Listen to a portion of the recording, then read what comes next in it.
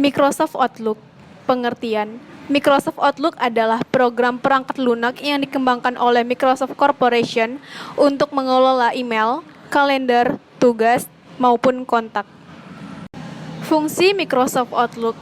Yang pertama, mengatur email, seperti mengelola folder email, membuat grup email, mengatur peraturan otomatis, dan mengatur tanda tangan email.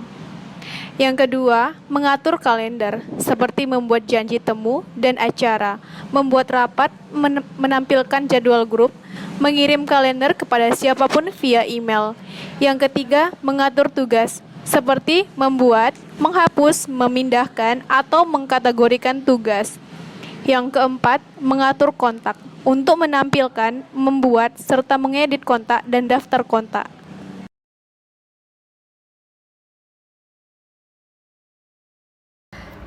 Berikut ini tutorial cara menggunakan Microsoft Outlook ya teman-teman. Kita bisa buka dari Google Chrome dan login sesuai dengan email kalian, akun kalian. Kita klik di sini. Nah, inilah bentuk fitur dari Microsoft Outlook ya. Fungsinya untuk mengirim pesan.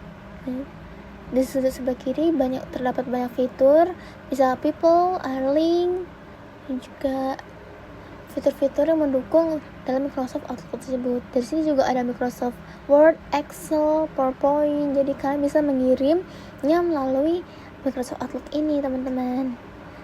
Nah, caranya untuk mengirim pesan, kita klik New Mail. New Mail ini di sini ya. Baru tuh ke pengirim, kalian mau ngirim ke siapa, misalnya emailnya kita kirim email aku ya, Ika Nurjana. Ini sebagai tutorial aja.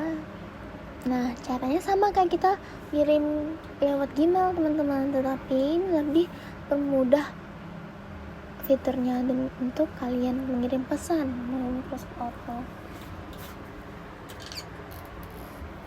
Nah, kita klik di sini. Contohnya ya. Nah, seperti ini.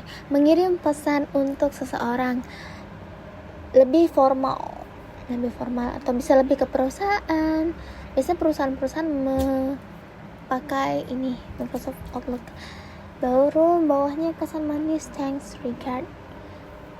Cantumkan nama pengirim. Misalnya nama pengirim ini dari yang ngetik ini dari Rizka.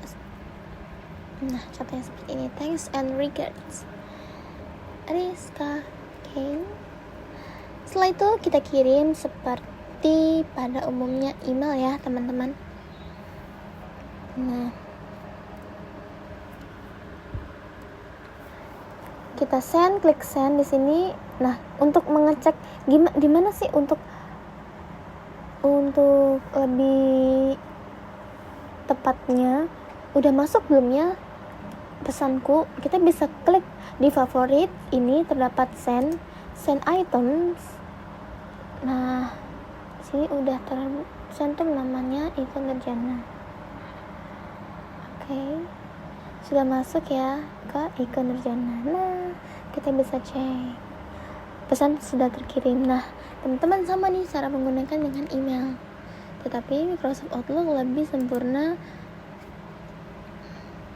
penampilannya. Selain itu, Microsoft Outlook juga memiliki fitur-fitur untuk mengolah folder email, membuat grup email, mengatur pengaturan otomatis.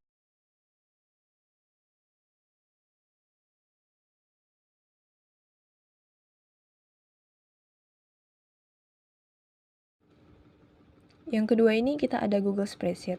Spreadsheet ini adalah program komputer yang digunakan untuk mengorganisir, menganalisis, dan mengelola data dalam bentuk format tabel. Spreadsheet sering digunakan untuk menghitung, memvisualisasikan, dan menganalisis data dengan menggunakan rumus matematika dan fungsi logika. Nah, berikutnya, fungsi Google Spreadsheet.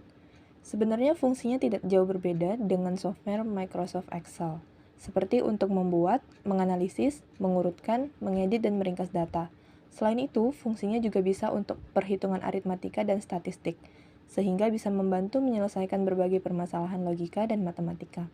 Juga bisa digunakan membuat catatan keuangan, membuat laporan keuangan, membuat penganggaran, baik dalam bentuk grafik, tabel, ataupun diagram.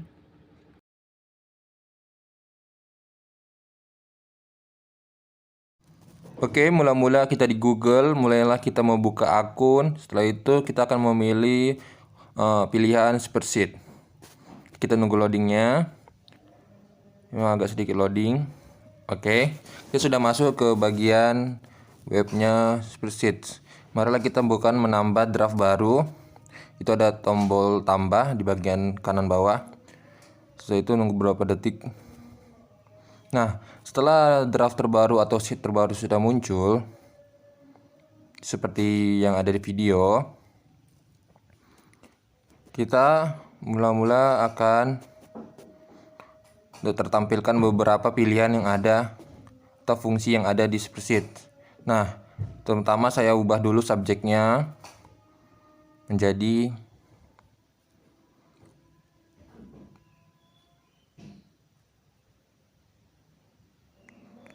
subjeknya terserah kawan-kawan apakah mau seperti apa sesuai kebutuhan.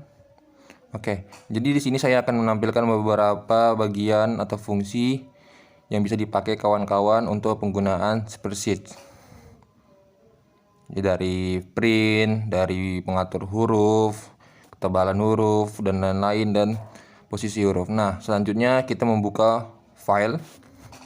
Nah, di file ini tertera beberapa pilihan, yaitu membuat sheet baru, buka, mengimpor, buat salinan, membagikan sheet yang telah kita buat, meng-email, mendownload, ganti nama, pindahkan, tambah pintasan ke drive, dan lain-lain yang bisa kawan-kawan lihat.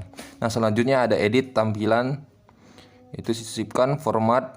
Itu kita bisa memformatkan beberapa pilihan ya, seperti diagram, table pivot, gambar, fungsi, link, dan bahkan kita bisa menambahkan komentar. Selanjutnya adalah format, data, alat, ekstensi, dan bantuan jika kawan-kawan bingung dalam menggunakan spreadsheet ini. Nah, sebagai contohnya saya akan membuat beberapa teks, yaitu number, itu 1. Nah, untuk fungsinya itu saya menambahkan sama dengan 1 ditambah 1 ya. Nah, saya akan membuat fungsi sama hingga nomor 10.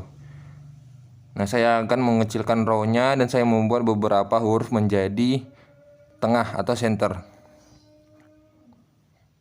Nah, kawan-kawan juga bisa membagikan hasil spreadsheet kawan-kawan melalui email. Kita bisa menambahkan alamat email yang ingin kita tuju. Nah, saya akan mencontohnya itulah ikan.nurjana@gmail.com, itu kawan saya. Dan saya mengirimnya sebagai pelihat. Nah, kawan-kawan juga bisa mengubah menjadi editor dan lain-lain sesuai kebutuhan kawan-kawan jika dipakai untuk kerja atau lain-lainnya. Selain email, kita juga bisa membagikan melalui link. Nah, untuk link ini kita bisa memilih. Jadi untuk link ini bisa dilihat siapa saja, pribadi atau yang punya link saja. Nah, untuk yang kita bagi untuk siapa saja yang punya link, kita pilih sebagai editor. Jadi orang yang punya link bisa membuka hasil dari punya kita dan bisa mengeditnya.